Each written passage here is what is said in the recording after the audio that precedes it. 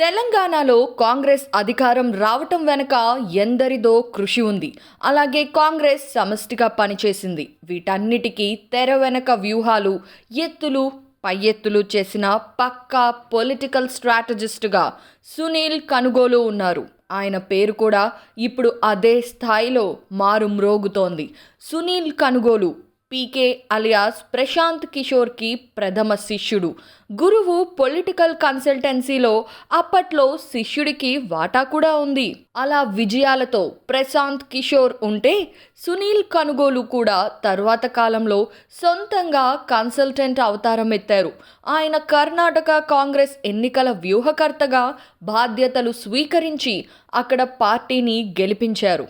ఇప్పుడు తెలంగాణలో కూడా అదే వ్యూహాన్ని అమలు చేసి హస్తానికి రాచబాట పరిచారు. దాంతో ఆయన్ని పెట్టుకుంటే ఎవరైనా సూపర్ హిట్ అన్న మాట మారుమ్రోగుతోంది. దీంతో ఏపీలో 2024 ఎన్నికల్లో కూడా ఖచ్చితంగా అధికారంలోకి రావాలని చూస్తున్న టీడీపీ అధినేత చంద్రబాబు చూపు సునీల్ కనుగోలు మీద పడింది అని అంటున్నారు. ఏపీలో ఇప్పటికే టీడీపీకి రాబిన్ శర్మ సేవలు అందిస్తున్నారు. అయితే ఆయన వ్యూహాలు అంతగా పారడం లేదు అని కూడా అందరిలో ఒక అభిప్రాయం ఉంది. టీడీపీ విపక్షంలో ఉన్న దూకుడు అయితే చేయటం లేదు అని అంటున్నారు. దాంతో ఇప్పుడు సునీల్ కనుగోలుని పెట్టుకుంటే డామ్ షూర్గా విక్టరీ ఖాయమని టీడీపీ పెద్దలు భావిస్తున్నట్లుగా చెబుతున్నారు. దీంతో సునీల్ కనుగోలుకు చంద్రబాబు ఫోన్ చేసి మంతనాలు జరిపారు అన్న టాక్ అయితే ఇప్పుడు పెద్ద ఎత్తున వినిపిస్తోంది. ఈ మేరకు అయితే సోషల్ మీడియాలో చాలా ప్రచారం సాగుతోంది. చంద్రబాబు రాజకీయ చాణక్యుడే. 2019 ఎన్నికల నాటికి ఆయనే వ్యూహాలు సొంతంగా వేసుకుంటూ వెళ్లారు. కానీ అవి పీకే ముందు పారలేదు. అప్పటికే వైసీపీకి పీకే ఎన్నికల వ్యూహకర్తగా పనిచేస్తూ ఉన్నారు.